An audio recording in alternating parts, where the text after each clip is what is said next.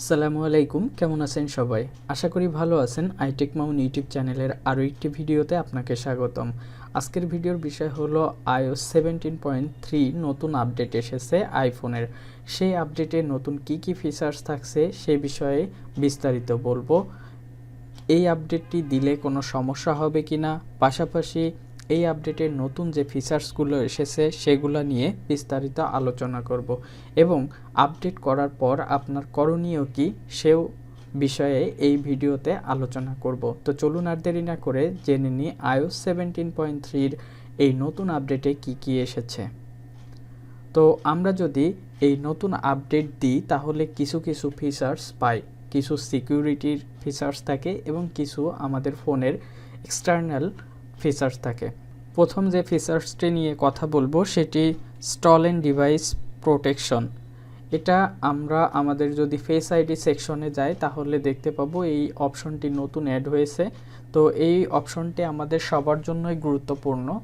প্রথমে আমরা চলে যাব আমাদের আইফোনের সেটিংসে এবং সেটিংস থেকে ফেস আইডি অ্যান্ড পাসকোড এই অপশনটিতে। ফেস আইডি অ্যান্ড পাসকোড অপশনটিতে গেলে আপনার যে পাসকোড দেওয়া আছে সেটা দিতে হবে। দেওয়ার পরে আপনার ফোনটি আনলক হবে।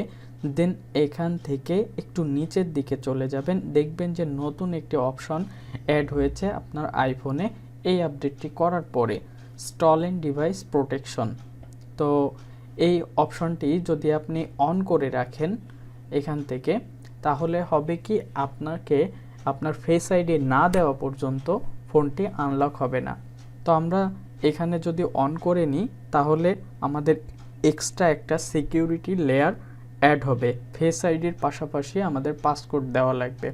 অনেক সময় আমরা ফোন স্ক্রিন আনলক করার জন্য জাস্ট পাসকোডটা দিই, তো দেখা যায় যে কেউ আমাদের পাসকোডটা দেখে ফেলেছে বা কোনোভাবে জানতে পেরেছে, সেক্ষেত্রে আপনার পাসকোডের পাশাপাশি আপনার ফেস আইডি না দেওয়া পর্যন্ত আপনার ফোনটি আনলক হবে না।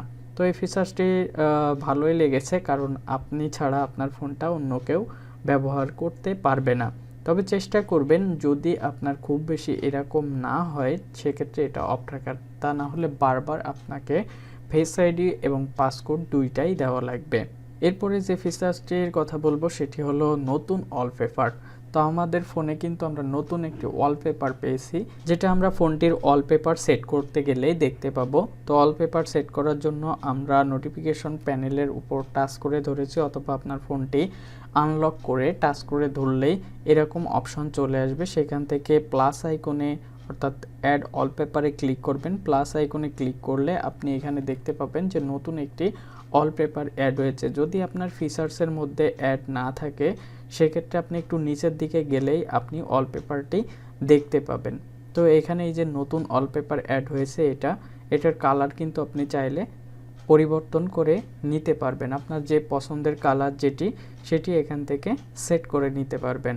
তো এটা হলো নতুন iOS এর সাথে কার ওয়ালপেপারটি খুব ভালোই লেগেছে। যাই হোক, এটা আপনারা কাস্টমাইজ করে ব্যবহার করতে পারবেন। এরপরের যে ফিচার্সটির কথা বলবো সেটা হলো আমরা আমাদের অ্যাপেল আইডিতে যতগুলো ডিভাইস কানেক্ট আছে সেই ডিভাইসগুলোর ওয়ারেন্টি চেক করতে পারবো। তো এটা কিভাবে, আমরা আমাদের ফোনের যে সেটিংস অপশন আছে সেখানে চলে যাব, আইফোনের সেটিংস অপশনে, এবং সেটিংস অপশনে যাওয়ার পরে একটু নিচের দিকে জেনারেল অপশনে ক্লিক করব। জেনারেল অপশনে ক্লিক করার পরেই আমরা দেখতে পাবো অ্যাপল কেয়ার অ্যান্ড ওয়ারেন্টি। তো এই অপশনটিতে আপনি ক্লিক করবেন। এই অপশনটিতে ক্লিক করলে দেখবেন যে আপনার ফোন বা আপনার যে ডিভাইসগুলো অ্যাড করা আছে সেগুলো এখানে শো করতেছে। আপনার ওই অ্যাপেল আইডিতে যতগুলা ডিভাইস কানেক্ট আছে সবগুলো এখানে শো করবে। জাস্ট এগুলার সাইডে ক্লিক করলেই আপনি আপনার ওয়ারেন্টি, তারপরে রিপেয়ার সার্ভিস এগুলা অ্যাভেলেবল আছে কিনা জাস্ট চেক করতে পারবেন, ওয়ারেন্টি আছে কিনা সেটা চেক করতে পারবেন। এরপরে যে ফিচার্সটির কথা বলবো সেটি হলো জার্নাল অ্যাপের। তো আমরা জার্নাল অ্যাপে দিয়ে এর আগে ভিডিও করেছি একটি, সেখানে বিস্তারিত জার্নাল অ্যাপে কী আছে না আছে এগুলা আলোচনা করেছি।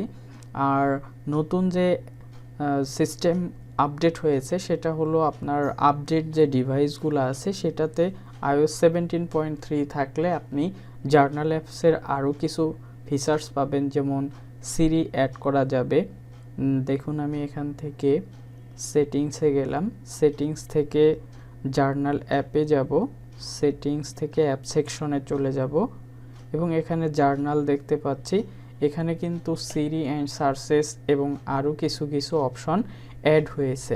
তো এগুলা নিয়ে আমি বিস্তারিত অন্য একটি ভিডিও করব ইনশাল্লাহ। ওই ভিডিওতে জার্নাল অ্যাপে যে নতুন সেকশনগুলো অ্যাড হয়েছে এগুলা নিয়ে বিস্তারিত আপনাদেরকে জানাবো। এরপরে যে ফিচার্সটির কথা বলবো সেটি হলো এয়ারপ্লে অ্যান্ড হ্যান্ড অফ। আমরা যদি এয়ারপ্লের মাধ্যমে কোনো স্ক্রিন শেয়ার করি সেক্ষেত্রে অবশ্যই পাসকোড দিয়ে দেন প্লে করতে হবে, এরকমটা সেট করতে পারবো।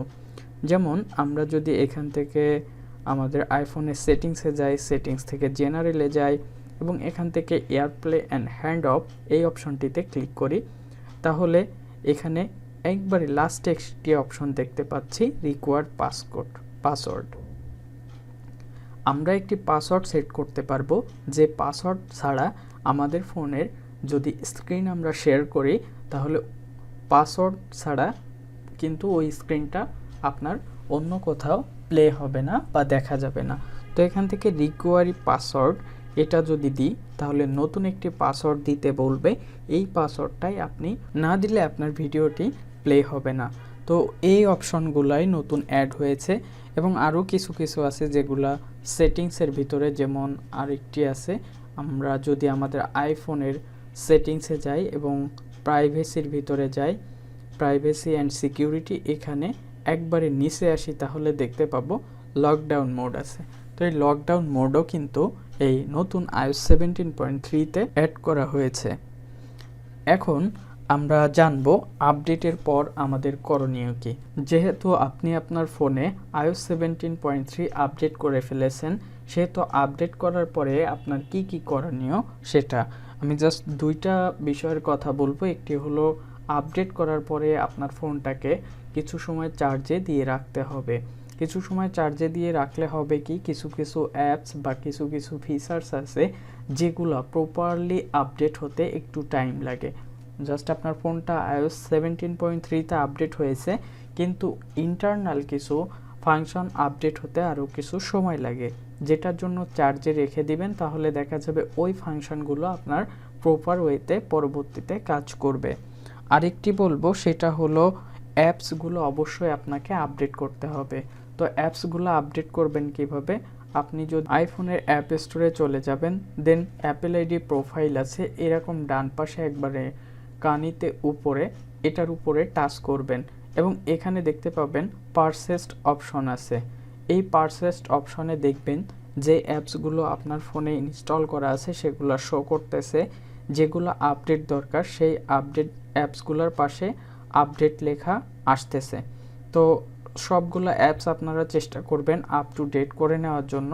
যখন আপনি আপ টু ডেট করে নেবেন তখন দেখা যাবে যে আপনার ফোনে iOS 17.3 বা নতুন যে আপডেটটি আপনি দিয়েছেন সেই আপডেটটি প্রপার ওয়েতে কাজ করতেছে। এছাড়াও আপনি কিন্তু এই নিচে আরেকটি অপশন দেখতে পাবেন আপকামিং অটোমেটিক আপডেট, অর্থাৎ নতুন এই আপডেটের সাথে যে অ্যাপসগুলো আপডেট করা যাবে সেগুলো এইখানে শো করবে। যেমন আমার এখানে উবারের অ্যাপসটি শো করেছে, দেখুন এখানে। তাছাড়া নিচে আরও আছে অপশন। তো আপনি এখান থেকে আমার ফোনে যতগুলো অ্যাপস আছে সবগুলো আপ টু ডেট আছে, জাস্ট এটা আপ টু ডেট নাই।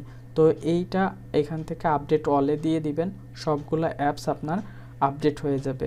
তো আপডেটের পরে অবশ্যই অ্যাপসগুলা আপডেট অল বা আপডেট করে নেবেন, সেক্ষেত্রে দেখা যাবে যে আপনার ফোনে অ্যাপসগুলো আর ল্যাগ করতেছে না, ভালোভাবে কাজ করবে এবং ব্যবহার করে আপনি মজা পাবেন। এখন আসি এটার পারফরমেন্স নিয়ে।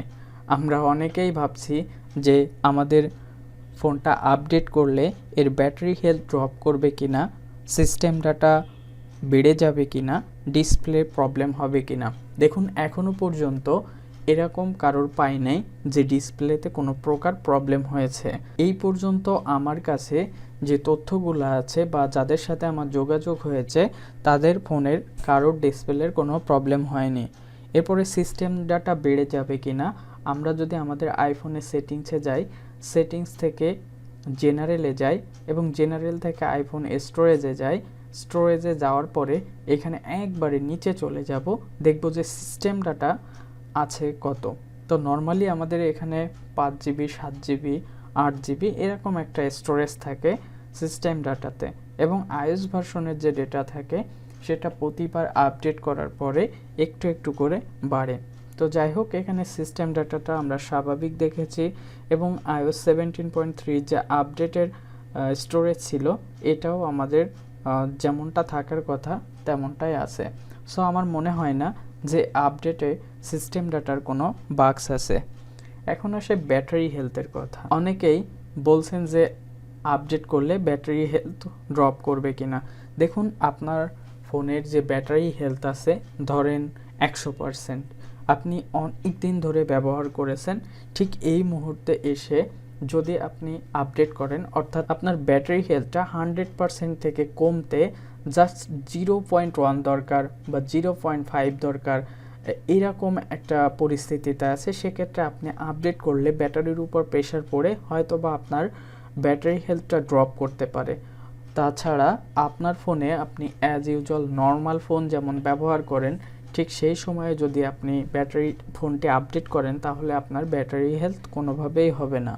তো চেষ্টা করবেন আপনার ফোনে ব্যাটারিতে চার্জ রেখে দেন ফোনটি আপডেট করার। আমার মনে হয় না যে কারোর ব্যাটারি হেলথ ড্রপ করবে।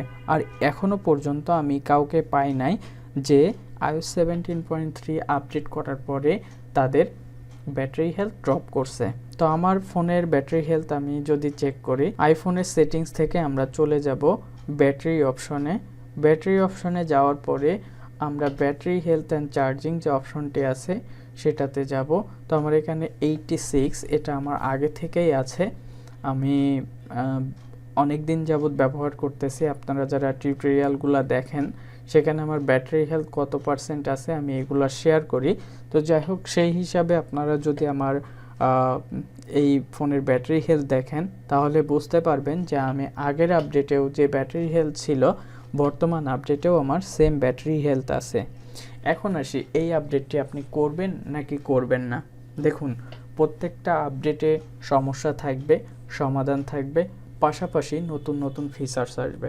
আপনি যদি একটি আপডেট না দেন তাহলে দেখা যাবে আপনার পরবর্তী কোনো আপডেটে অন্য একটি সমস্যা হতে পারে। তবে যদি আপনি আগের কোনো ভার্সন ব্যবহার করে ভালো ফিল করেন, অর্থাৎ আপনার ব্যাটারির কোনো প্রবলেম হচ্ছে না, চার্জ চলে যাচ্ছে না দ্রুত, দেন ওভারনাইট ব্যাটারি ড্রেন হচ্ছে না, তারপরে আপনার ডিসপ্লে কোনো প্রবলেম হচ্ছে না, ডিসপ্লের উপরে টাচ করলে অন্য জায়গায় নিয়ে যাচ্ছে, এরকম কোনো প্রবলেম আপনি ফেস করতেছেন না, সেক্ষেত্রে যে আপডেটে আছেন ওই আপডেটটা দিলে আপনার কোনো প্রবলেম নেই।